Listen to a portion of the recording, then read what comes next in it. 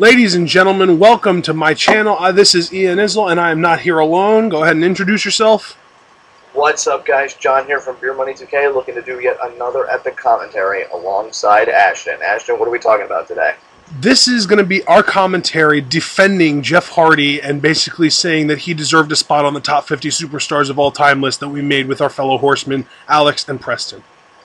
It was a very heated debate between the four of us, me and Ashton taking the stance that Jeff Hardy deserved to be on the list, while Alex and Preston vehemently saying that he didn't deserve the spot. We hope to shed some light on why he deserved it in this commentary, and we hope that anybody who listens to us can clearly see our point of view. And to put it simply, we had him on the list for a little bit, but the other guys were basically just too stubborn, and they said that they wouldn't feel comfortable putting the list out with him on it. So instead of basically creating a rift between the four of us, we just kind of went with it, and now we're going to defend why we don't think we should have just went with it. Exactly. Point blank, guys, you were wrong, and we're going to prove it. Exactly. Let's go ahead and start things off because they did a commentary first. So what we're going to do here is we're going to say everything that they said about Jeff Hardy and take everything that they said about him and why he shouldn't be on the list and basically counter that as to why he should be on the list. First of all, they said the first big point that they made was that Jeff Hardy threw his career down the toilet when he was at the top. John, do you want to take a starting jab at this? Well, first and foremost, we look at Rey Mysterio when he was Intercontinental Champion. In my opinion, his best title reign. He was doing great programs with a lot of young talent, and he was making the Intercontinental Championship relevant again. And he violated the wellness policy right as he was about to finish a program with Ziggler and have their third straight bout on pay-per-view, which was going to be breaking point, and the feud was going to culminate. Ray got suspended, and therefore he had to drop the belt to Morrison. So not only do you compromise a storyline that was getting a young guy over, you pretty much threw a title away that you were making prestigious, and that was really garnering you a place at the top. Exactly, and not only that, but if you want to look at the people that we use in this video to defend Jeff Hardy are all only going to be people that we use that were on the top 50 list. So we're basically saying if these guys were on the list, why couldn't Jeff Hardy be? And the other guy I want to talk about is Shawn Michaels.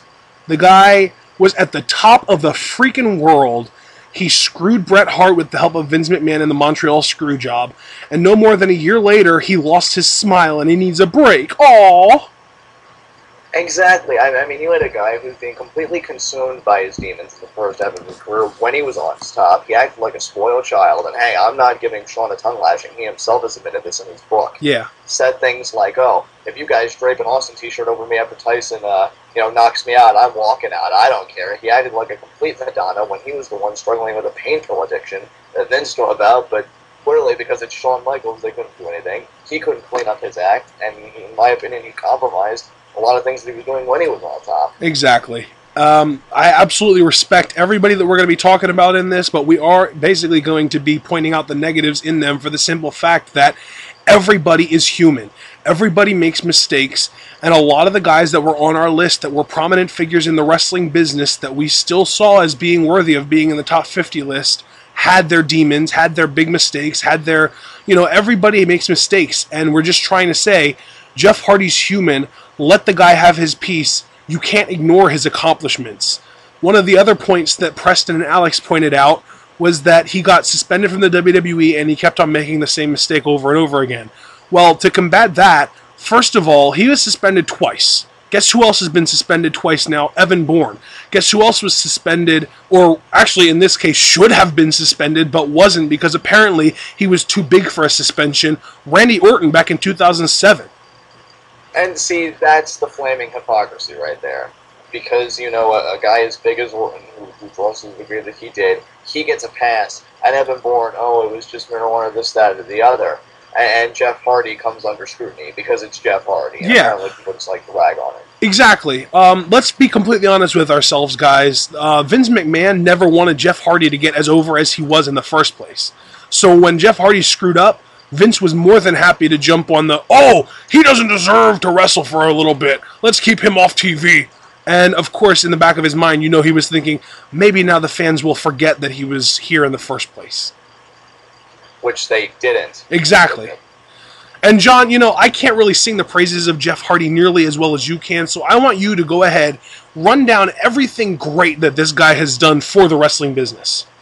Oh, you mean besides 3 world title reigns that in Alex Preston's video they seem to say rather nonchalantly?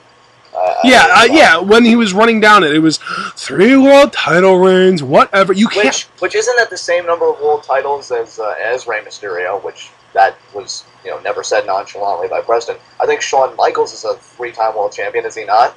I'm pretty sure, yeah. You know, with Jeff Hardy, you know, revolutionized tag team wrestling, was a part of matches that really took tag team wrestling to the next level, a la TLC, ladder match. Hell, even the Hardys took part in the very first ever tag team cage match. And, you know, I look at it, and I feel like he gets so much scrutiny, but yet he's contributed so much to the business. Right. Not to mention that when he was chasing his first WWE Championship, he had one of the greatest chases in recent memory, and the crowd popped huge for him when he won. And that's why I found it insulting when they said Eugene was over too. Eugene wasn't getting rockstar receptions that would have the WWE call contractors the next night to repair the roof on the arena. Yeah, and at the same time, you've got to look at the kind of over that guys like Eugene and Scott Steiner were. They weren't over as in, oh my god, this guy needs to be a champion. They were over as in, oh my god, this guy is hilarious. Exactly. 2 completely different spectrums you're dealing with, and the idea that you're going to try and connect them to me is absolutely laughable and ludicrous. That's like saying Santino Marella is more over than Daniel Bryan, and I guarantee you Alex would dispute that one. No, absolutely. To the death, which he should, but it doesn't change the fact that making that same kind of comparison between Eugene and Jeff Hardy should also be battled to the death. I mean, exactly. that is a joke. Yep. One of the other points that these guys pointed out... Oh, and by the way, as far as the whole suspension from WWE thing at the top of their game, can you say Rob Van Dam, who is also on our list?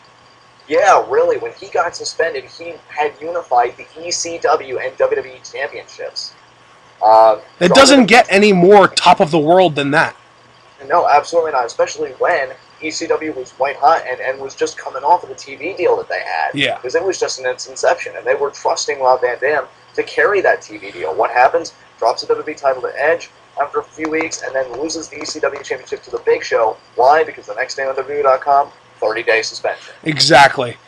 One of the other points, worst main event in wrestling history. Well, here's my thing. You want to talk about the Victory Road main event, and yeah, it was a travesty, and yeah, it was hilariously bad, but at the same time, look at the context. First of all, it's still in the Impact Zone, which means those people probably didn't pay for their tickets. And even if they did, guess what? A TNA show came, a house show, came to a fairgrounds very close to where I live, and the tickets are no more than $15. Second of all, it's TNA, which automatically means that their pay-per-views are also less expensive than the WWE's. Now, knowing all of this, WrestleMania 20, Goldberg-Lesnar, most expensive show of the year, not only to go to, but to buy for pay-per-view, and they had more hype, more expectations, and that match fell flat as well. No, absolutely, Ash, and I'm so glad you brought up the build in that match, because you figure, Lesnar screwed Goldberg out of the Rumble. Goldberg screwed Lesnar out of the title at No Way Out, and then they come here. And when you think Goldberg and Lesnar, two huge names, both of which were on our list, I mean, you're talking 2 titans going to collide. The match was the greatest example of a warm fart in wrestling history. Exactly. They got booed out of the building because the fans knew they didn't care. I mean, that's exactly what happened to Jeff, too, but all of a sudden we're willing to forgive Goldberg and Lesnar for what they did, but you're not willing to forgive Jeff Hardy. And I mean, let's look at it this way. Both Lesnar and Goldberg were in the right state of mind. You're telling me you weren't in the right state of mind enough to put together a good match? Come on, guys. Exactly. And then, of course, you can go to the whole argument where they're talking about, guys like Scott Hall and guys like them. It wasn't their decision to do certain stuff, and the WWE offered to help them. And, everything Jeff Hardy did was his decision. Guess what? It wasn't necessarily his decision for him being completely stoned out of his mind to main event a show. TNA could have very easily held him back. They could have very easily said, listen, Jeff, we need you to clean up. This isn't going to work. We're going to send either AJ or Pope. Van Dam and Kennedy. Pope. That same night, they had a number 1 contendership match that went to a double count out. So triple threat. There we go. And the fans... in line with the story. Because they had a double countout. You could have said, okay, we're going to decide that they're both contenders. So not only could you have replaced it, it could have still had storytelling elements. Yeah, and not only that, but if you want to look at a screwed the fans point of view, who screwed the fans? The company that let somebody who was stoned out of his mind go out there and then made the decision to end the match in 30 seconds, or the guy that did it? Because in my eyes, the company that chose to let this guy go out there, and it was the company's call to cut the match short, and it was the company's call to not bring out this fantasy match, this triple threat match with Sting, Van Dam, and Anderson, and all of a sudden we're going to put all the blame on Jeff Hardy's shoulders. Honestly, Ashton, that's like saying when me and Alex recently defended The Miz, that it was The Miz's fault for low buy rates. Exactly. You don't put all the blame on one singular focus. That is ludicrous. And hey, 4 words to anybody who thinks that Jeff Hardy was the whole reason why it failed. Card subject to change. Exactly. And you use that for a reason. And just another kind of a segue here. Another way that you can say that is one of their points. Jeff did more hurtful things in the ring than so-and-so did outside of the ring. Well, guess what? Jeff didn't hurt jack squat. TNA's so small. Let me ask you this. When Chris Benoit killed himself, his kid, and his wife, Fox News was covering it. Major news networks were on this. Frickin' Nancy Grace, and John, I know you have your things to say about her, and I don't like her either, but we have to mention it. Nancy Grace covered the Benoit story. When Jeff Hardy had a 30-second match with his shirt and Sting in TNA, nobody cared except for you hardcore frickin' critics that say, oh my god, this is the demise of the wrestling business as itself. You made a funny there. You seriously did. Are you kidding me? Demise of the wrestling business. A really bad match is going to be the demise of the wrestling business. And my god, reincarnation must exist because the wrestling business has come back so many times. And you know what? Even if it wasn't necessarily the demise, because I'm not going to deny that that was me taking it to the extreme, Alex and Preston literally said that it hurt the business. I don't see how it put a dent in the business. If anything, there have been so many more things that have hurt the business. I mean, you want to talk about the finger poke of doom. You want to talk the Madison Square Garden curtain call. Those things hurt the business way more than a minute and a half Jeff Hardy match ever has. And this is where I need to step up because, Preston said, it was the media that really did the harm and not Benoit. Oh, and guess what? All 4 guys from the curtain call on the list. Yeah. And to Preston and his argument, I mean, nobody's going to deny that they know how much I love Chris Benoit. I've never been an apologist, but I'm not blind.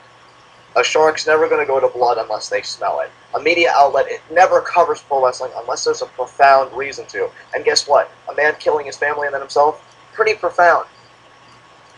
And you want to talk about the shockwaves? It jolted the wrestling business to the point where not only was Chris Benoit completely erased from history, they had to recover from the fact that they made a 3-hour tribute to the man, and to top it all up, you had people in Congress and in politics calling for a federal government investigation of the wrestling business. Oh, and by the way, Benoit's incident actually had real repercussions on the business because guess what? Chair shots to the head, no longer legal. What was the last time Jeff Hardy did anything negatively that impacted the business so much that a new rule was created for him? Exactly. Alex also liked to mention how when Jeff Hardy was on top of WWE, he threw it away. He finished his program. And not only that, but he put over the top guy today, CM Punk. You could argue that Jeff Hardy was CM Punk's stepping stone from mid-card to main event. Ashton, I'm not going to argue it because that was it. And he put over CM Punk twice. Once in a Big 4 pay-per-view SummerSlam, and where was his match, TLC, and then another one audition of SmackDown in a steel cage match where the loser had to leave. Yep. And Jeff Hardy lost, and he left. So not only did he have 2 strikes when he completed this program, he kept his nose clean so he wouldn't get struck a 3rd time, and he went out gracefully. Can you imagine while he was in the program with CM Punk, if he violated a 3rd time, then what would Punk do? Jeff kept to his obligations, he finished the program, he put over a star, a great heel who was the perfect antithesis to him, and he walked off into the sunset. Oh, and by the way, apparently the main reason Jeff left was because the WWE was unwilling to compromise on his schedule. Guess who else left for that exact same reason? Another guy who's pretty high on our list by the name of Kurt Angle. Yeah, you want to talk about throwing things away? Kurt Angle was one of the personifications of WWE at the time with all of his accolades. And because, you know, he said he was getting worn out and burned out, he goes and he goes to another company. Doesn't even really take time off, because a few weeks later he's in TNA Wrestling. And we don't give him flack for that. We don't say, oh, you sell out, oh, this, oh, that. And yet Jeff Hardy is under this microscope. I don't understand how these gods of wrestling can do no wrong. And you know what's really funny? Because we praised the living crap out of Christian, who did the exact same thing, but in a less respectful manner. Christian was supposed to re-sign his contract, but he didn't. He went to TNA, where he went to the top of the world, came back to the WWE, and people think that he deserved a world title earlier than he did? Good God, you should be happy he got a world title in the first place. No, absolutely. I find it absolutely, you know, ludicrous that, you know, even guys like Christian, you know, get exempt. I mean, yes, he left, he did his thing, and then leaves TNA. TNA gives him, what was it, 2 to 3 world titles, and even though, you know, WWE had never given him a world title, he goes back there. Why? To prove a point? If anything, Christian might as well have just come out and said, I'm going to use TNA. You know, this company gives him so much, really grooms him into a top star. You want to talk about something like that, and then he just goes and he ups and he leaves because, oh, well, I've done everything I want to do. And yet Jeff Hardy fulfilling a program and, you know, putting somebody over, which, you know, Christian fulfilled his obligations too, but I'm saying Christian doesn't get any flack, but Jeff Hardy did the exact same thing as Christian towards the end, and he gets flack. Right. And if you think about it, everything about those two guys, let me put it this way, there isn't a single thing that Christian has done in wrestling history that Jeff Hardy didn't do, but better. Exactly. And that's a fact. I mean, you can go right down to their career paths. They started in the same year. They started with a tag team. They were in the Brood for a while. They competed in a bunch of amazing TLC matches. They split for TNA. They got to the top of the world in TNA. They came back to the WWE. They got pushed to the top of the world in the WWE. The only difference at this point is that Jeff went back to TNA. Right. And so far, you know, he's staying clean there, and he's doing. Oh, and guess what? Jeff Hardy also has one more world title reign than Christian. Yeah, yeah, and none of his reigns. I mean, all of his reigns. No, that's wrong. That's wrong. His second reign was shorter than Christian's first reign, but his first reign was only 2 days. But Hardy's first and third reign were longer than Christian's first reign, and they tied with his second. So you could even say that Jeff Hardy was a stronger world champion than Christian was. Exactly. And I don't think anyone's ever going to deny that Jeff Hardy, not even necessarily in his prime, was more over than Christian has ever been. No. Jeff Hardy was insanely over, which apparently... Oh, and wait, by the way, apparently if being over doesn't matter, you're insane, because being over is literally all that matters. You get over to draw heat. You draw heat because heat creates money. That's what the wrestling business is all about. Getting over is step one to making money. And making money is the object of the business. So if you want to say being over doesn't matter, then guess what? Nobody in wrestling history has ever mattered, because that's all it's about, is being over. Yeah, really. When you come out with a blanket statement like that, Stone Cold's irrelevant. Hulk Hogan's irrelevant. Oh, Stone Cold. Oh, come on. I mean, seriously, Stone Cold and Hulk Hogan, they were only over. Come on, man. Yeah, really. They were just over. Crowds only loved them and paid money to see them, which, you know, is the goal of any business that puts out a product, that other people give money to it. And really, if being over doesn't matter, Alex and Preston, Alex, I know you had your reservations at first about the vegan gimmick, but you were stoked to see the signs. Why? Because it was a sign of him getting over. Exactly. You wanted Daniel Bryan to get over because you know in your heart getting over matters. So don't go and nonchalantly say, oh, he was just over. So what? Being over means everything. Being over is the difference between having a 1-day title reign and a 1-month title reign. Or and 1 month to 2, and then 2 months to 3. Exactly. Don't be ridiculous, guys. Yeah, being over, right there, that's it, being over. If you get, like, the main goal of any young star entering the wrestling business should be to get over, because if you get over, you get a fan base. If you get a fan base, you get people that are willing to spend money on stuff that represents and symbolizes you. That's the object of the frickin' game. That's the name of the game. That is wrestling. Wrestling is a business. The common denominator of any business to continue succeeding and to continue onward is to make money. If you do not have a cash flow, you cannot make anything happen. You need guys that people gravitate towards to make that money, and guess what? Jeff did that. Exactly. Jeff made money. So, made money. in a summation here, from point A being the beginning of Jeff Hardy's career to point B being today, Jeff Hardy has done more things that qualify him for this list than most of the people that actually made the list. And every single negative thing that he's ever done has been done by at least one or more person that also made the list. How much more do you need us to say to convince you that he deserved the spot? If anybody really isn't convinced, honestly, I either attribute it to closed-mindedness or just pure subjectivity of just not liking Jeff Hardy. Exactly. And by the way, one of the main points that I wanted to say is that you guys in your videos showed tons of bias. Oh yeah, Jeff Hardy versus Scott Hall, but Scott Hall's better, so it doesn't matter. Are you kidding me? That is the definition of subjectivity. You can't just say person A is forgiven because he's better than person B. I love Chris Benoit to death. I'm not absolving him from crap. He got so much media attention magnified on him in the wrestling industry, it is inexcusable. Exactly. He put this entire industry in jeopardy. Yep. And this is coming from a diehard Benoit fan. And another thing, I'm so glad, and thank you for bringing that up, because that's an excuse now. Because Scott Hall was bigger than Jeff. If anything, that makes it worse. It makes it worse. If you're supposedly a bigger guy than another guy, then according to you, Alex, with the 50 greatest superstars in the last 30 years, it's supposed to be about inspiration. The bigger the superstar you are, the more of an inspiration you should be, by law. Exactly. And that's one more thing I really want to address here. Alex made his list of the top 50 superstars of all time based on who he sees as being an inspiration or a role model. Basically, if he can go up to somebody from FCW and hand the list to them and say, here, study all these guys and learn how to work. Jeff Hardy, even though he isn't necessarily the best role model outside of the ring, we have hammered it into everyone's heads in this list. We don't take backstage into account. We don't take personal lives into account. We don't take outside of the ring into account. So why are we focusing so much on that for this one guy?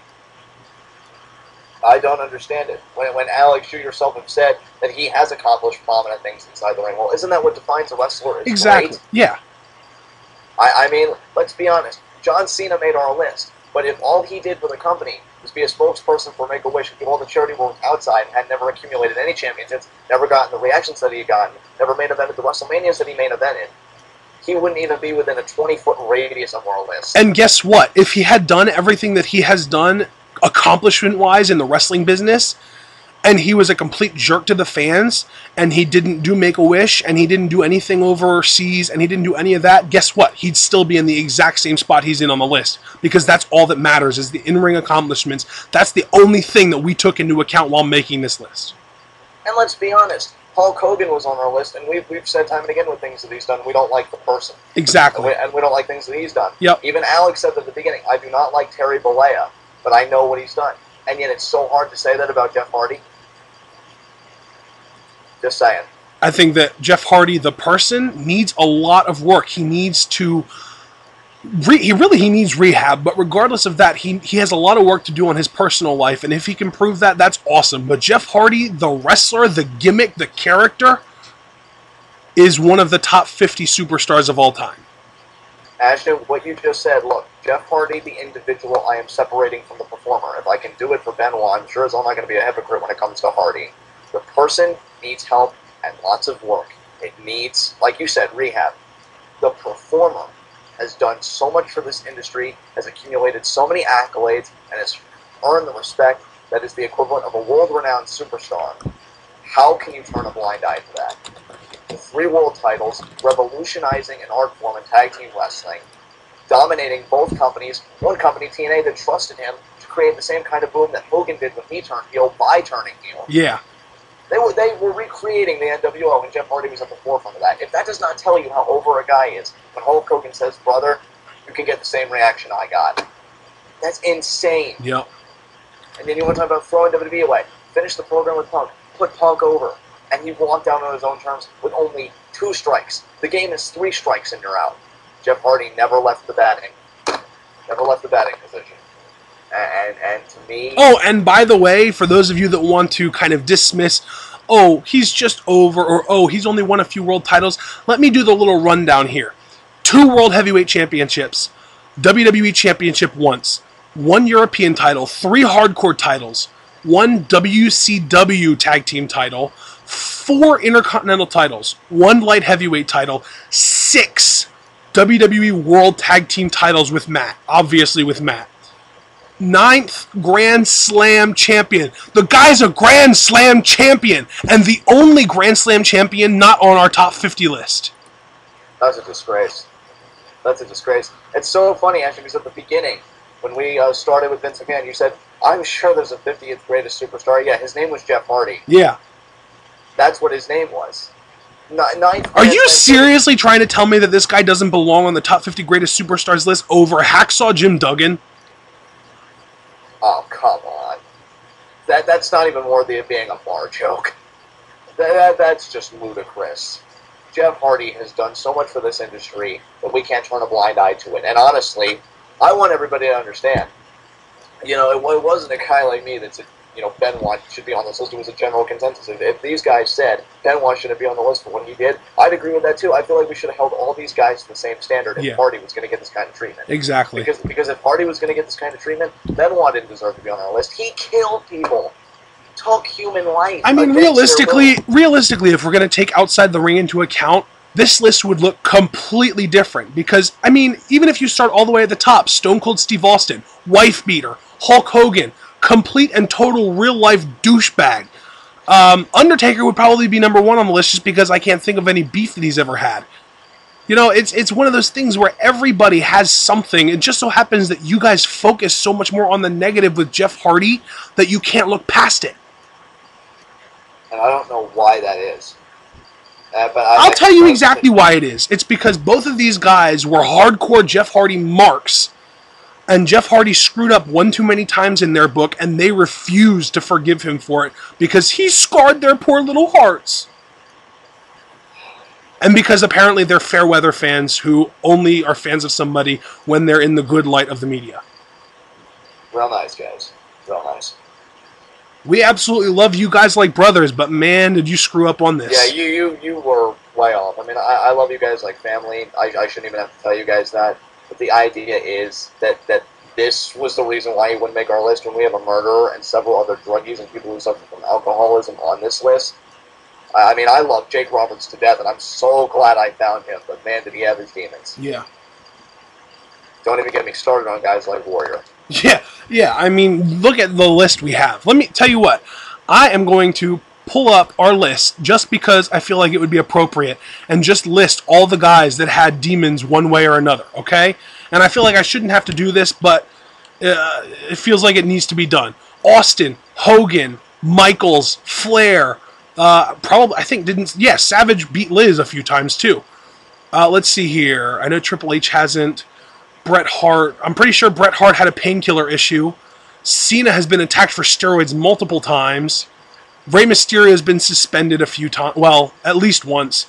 Warrior, obviously. Goldberg ended Bret Hart's career. Eddie Guerrero had his demons. I mean, that's just the top 20. Kurt Angle's a drunk.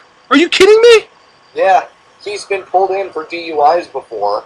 And he's had, his personal drug issues, his addiction to painkillers that he said when he was about to leave WWE, that's why he left. He could feel himself forming an addictive personality. But in the end, none of that matters because none of that should have been taken into account during the process of making this list. And I feel like for everyone else it wasn't, but for Jeff it was, and that's where the mistake came into play. So to sum everything up, again, you can't take outside the ring into account. Jeff's accomplishments exceed most of the people on this list. And even if you do choose, which I still think is foolish, but even if you do choose to take the negatives that he's done into account, there have been at least one or more superstar on this list that have done everything he's done, if not more. Ashton, and that's my problem. We wouldn't even be making this video right now had we simply said, you know what, these guys are there, and so is Jeff Hardy, and that's why, stuff like this happens. Don't turn a blind eye to the accolades. He has done so much. He even revolutionized a portion of this industry known as tag team wrestling. And I just feel like, it's ridiculous that he's under this kind of scrutiny. But guys, that's all we got to say. We hope we opened up some eyes, and until next time, I'm John, he's Ashton, bringing you a reality check. Buy our t-shirt! cafepress.com/twitwow. Check out Twitwow on Friday. It's coming up, guys. Talk to you later.